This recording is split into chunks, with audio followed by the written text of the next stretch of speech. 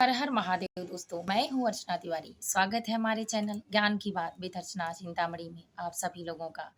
कैसे हैं आप लोग, ये बताने के लिए कमेंट बॉक्स में जय माता जी, हर हर महादेव जरूर लिखिए। इसके बाद दोस्तों, आज हम बात करने वाले हैं बेहद अच्छा मोटिवेशन। आपको कैसा लगा ये वीडियो लास्ट में ज़रूर बताइएगा। पहले लाइक करना बिल्कुल मत भूलिएगा। हमारे जीवन की विशेष बातें हमारी इच्छा अनुसार और भगवान के अनुसार। सच में हमारे कर्म और भविष्य का निर्माण कहाँ से होता है, कब होता है, क्यों होता है, ये दुख और परेशानियाँ कहाँ से आ रही हैं। तो आज हम इस विषय पे चर्चा करेंगे। इससे पहले मैं आपको बता दूं, आज के लोकेशन में हमारे छत का वीडियो, बेहद बारिश का मौसम, हरियाली चारों तरफ और इसके साथ साथ पेड़ पौधों की रौनक आपको देखने के लिए व्यूज में मिल रही होगी। तो दोस्तों, आज की वीडियो हम अपने छत से शूट कर रहे हैं। धूप हुआ है लेकिन हल्का हुआ है। बहुत दिन बाद छत पे बैठने के लिए मिला है, क्योंकि इतना बारिश कड़क हो जाता है या तो धूप हो जाता है, फिर अच्छा नहीं हो पाता, बैठ नहीं पाते। तो दोस्तों, इसके साथ हम बात करेंगे और इसके साथ साथ ही अगर आप हमारे चैनल पर नए हैं, पहली बार आए हैं मेरे चैनल पर, तो वीडियो तुरंत आप चैनल को सब्सक्राइब करिए, वीडियो को लाइक करिए, शेयर करना बिल्कुल मत भूलिए, क्योंकि आपके एक लाइक और एक सब्सक्राइब से हमारी भी हिम्मत और ताकत बढ़ जाती है। तो चलिए दोस्तों, जानते हैं। गीता के अनुसार अगर आप भी अपने जीवन में उलझ गए हैं, अपने परेशानियों से मुक्ति पाना चाहते हैं और आपका मन बेचैन है, आपको आपके घर में, आपकी नौकरी में, आपके परिवार में शांति नहीं मिल रही है, आप भटक रहे हैं, तो ये वीडियो आपके लिए है।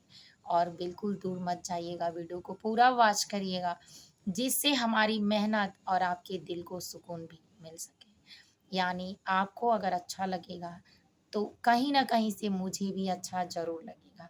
तो मैं रिक्वेस्ट करना चाहूँगी कि कोई ऐसा व्यक्ति नहीं है जो अपने जीवन में परेशान ना हो इस समय, लेकिन इन परेशानियों को दूर करने के लिए भी बहुत सारे ऐसे उपाय हैं कि जिसको दूर किया जा सकता है। तो चलिए, आपके इच्छा अनुसार कुछ देर इस बात पर चर्चा करके अपने दिल की शांति करते हैं। तो दोस्तों, कहते हैं सुख और दुख एक दूसरे के पूरक होते हैं, लेकिन दुख और सुख, सुख का दिन अच्छे से आसानी से कट जाता है, लेकिन दुख का दिन जब आता है तो भारी होता है। और इतना भारी होता है कि तबाही मचा देता है।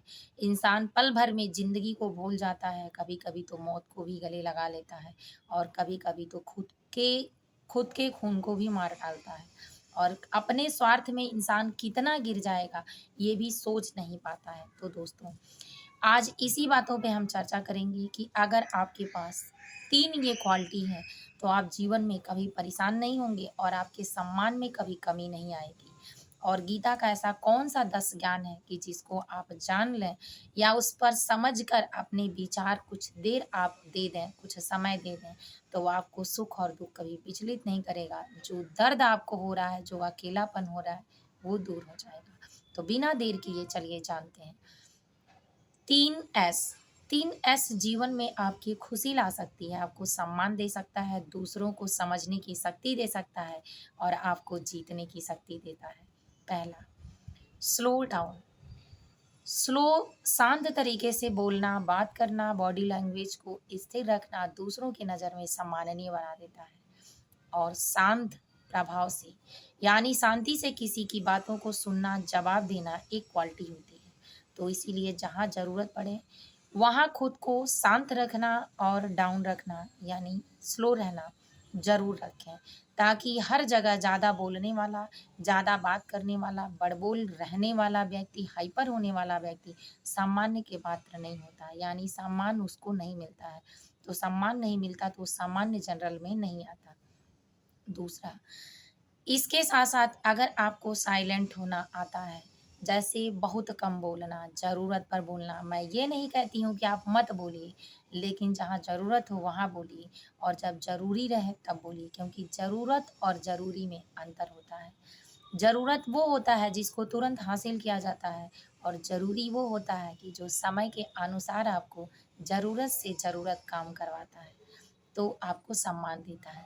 इसीलिए आप जब चुप होते हैं यानी साइलेंट होते हैं तो आप दूसरे को अपनी तरफ से इस वक़्त मौका देते हैं इस बात का कि वो अपने मन की बातों को निकाले, आपको अलर्ट करे, उसके मन में क्या चल रहा है, उसके विचार कैसे हैं, वो क्या समझता है आपको, आपसे संबंधित चीज़ों को क्या समझता है, वो किस हद तक जा सकता है, उसको आसानी से समझकर लास्ट में आप जवाब देकर अगर कोई चीज़ शास्त्र कहता है कि बहुत बुरा है, जिसके कारण आपको डिप्रेशन हो रहा है, मानसिक टेंशन हो रहा है, आप जिसके कारण अति परेशान हो रहे हैं, प्रसन्नता आपके पास नहीं आ रही है, तो सबसे पहले उस काम को छोड़ दीजिए, उस कर्म को छोड़ दीजिए, उस व्यक्ति को छोड़ दीजिए कि आप अपने आप को स्वस्थ और सुलभ, सुचारू रूप से रख सकें। इसके बाद तीसरा साइलेंट स्माइल।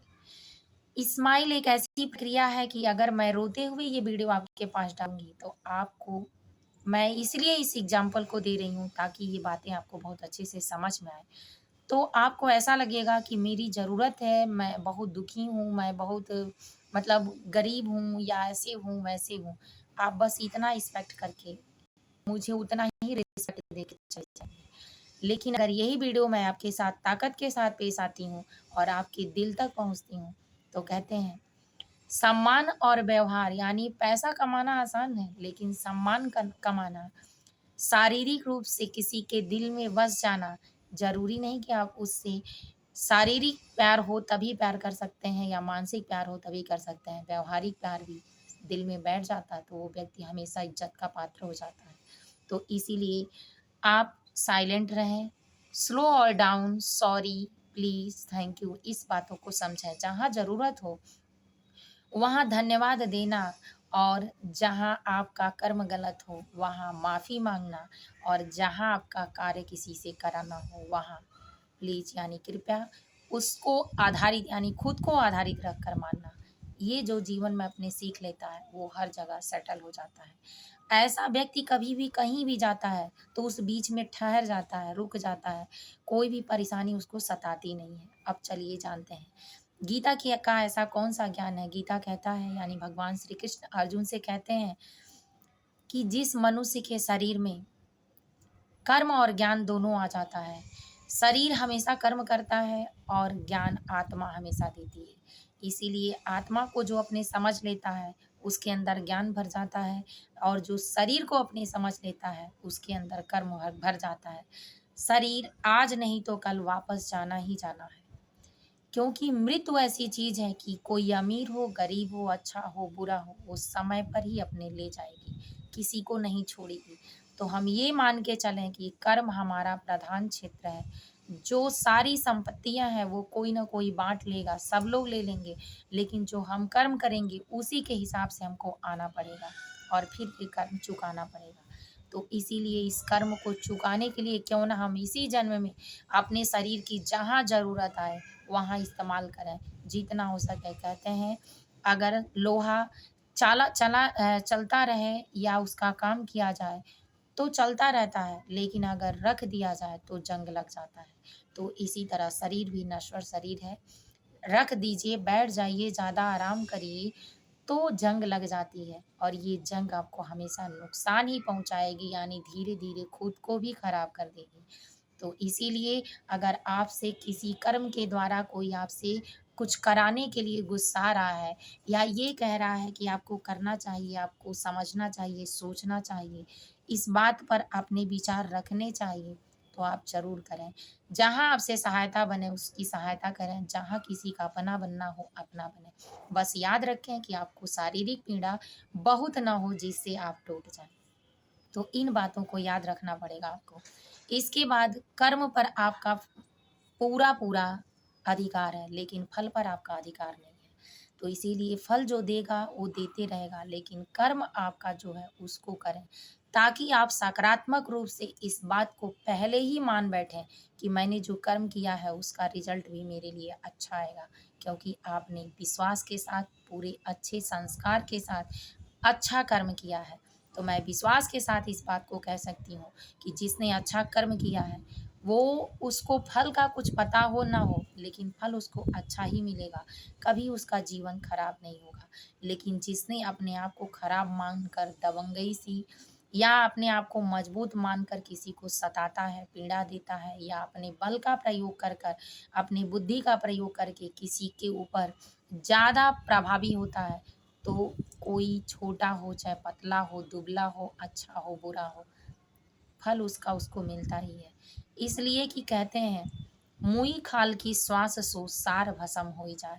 यानी अगर चीता रखी हुई है और वो चीता मर चुकी है, मरने के बाद भी उसको डंडा मारते हैं आप, तो उस डंडे से उड़ी हुई राख भी आपके ऊपर पड़ेगी, वो भी आपको नाश कर देगी। तो इसीलिए हर गलत चीज़ से दूरी बनाएँ, खुद को अकेला ना समझें, क्योंकि जिसने आपको भेजा है, वो आपकी पूरी प्रगति और गति बना के भेजा है।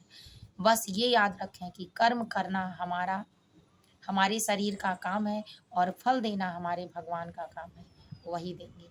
तो जब आप किसी से मोह, लालच, इच्छा नहीं करेंगे, तो निश्चित है कि आपको कभी पीड़ा नहीं होगी, और जब आप खुद पर निर्भर होंगे, मेहनत करेंगे, तो बिना मेहनत की हुई चिड़िया तक उपवास करके रात में नहीं सोती है, तो आदमी कैसे सो सकता है? और सबके रक्षक भगवान हैं। तो उम्मीद है कि ये बातें आपको समझ में आई होंगी। दोस्तों, वीडियो समझ में आई हो तो लाइक ज़रूर करें, चैनल को सब्सक्राइब कर लें। फिर मिलूँगी एक नए वीडियो में नए ज्ञान के साथ, तब तक वीडियो यहीं एंड करती हूँ, क्योंकि बारिश आने वाला है। जय माता जी, हर हर महादेव।